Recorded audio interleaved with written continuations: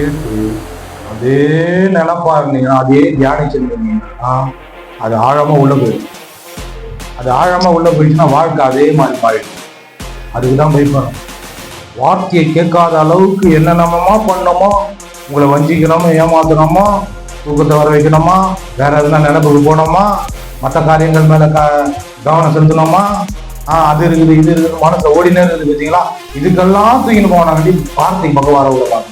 ஏன்னா அவங்க குத்துற ஒரே ஆயுதம் வார்த்தை தான், ஆண்டோடைய வார்த்தை. ஒரே குத்து சதக் சதக். ஒரு குத்துல எப்படி 2 சதக்? ஆமா. வார்த்தை பாருங்க, எப்படி சொல்றாரு, ரச்சனை என்ன தலை சீரா ஹெல்மெட், நீதி என்ன மார்க்கவசம். மார்க்கவசம் வந்தது. தீங்கு நாள்ல இதெல்லாம் எதிர்த்து நிக்கணும் இல்லையா? அது சொல்றாரு, பாத ரச்ச செருப்பு இருக்கு, சத்தியம் என்னும் கச்ச பெல்ட் இருக்கு, விசுவாசம் என்னும் கேடகம், இதெல்லாம் இருக்குது பாருங்க. ஆனா ஒன்னே ஒண்ணு இதெல்லாம் தடுக்குது, விசுவாசம் தடுக்குது, இது பாதுகாக்குது. இதெல்லாம் திருப்பி அடிக்கிறது கிடையாது, பெல்ட் எல்லாம் திருப்பி அடிக்கிறது கிடையாது. கத்தி மட்டும் தான் திருப்பி தாக்குது. அதுதான் ஆவி என்னும், ஆவியாகிய வசனம் என்னும் பட்டயம். இந்த ஒரே ஒரு ஆயுதம் தான், வார்த்தை தான் பிசாசை திருப்பி தாக்குற ஆயுதம். மற்றதெல்லாம் பாதுகாக்குது.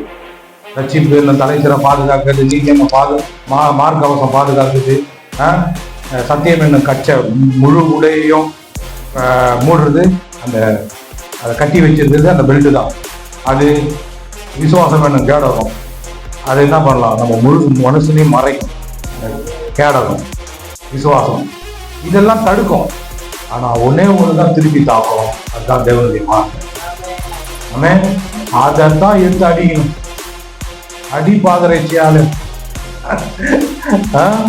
அடி செருப்பால அப்படின்றாங்கல்ல, அந்த மாதிரி அடி எடுத்து வார்த்தையால விசாரிச்சோம்.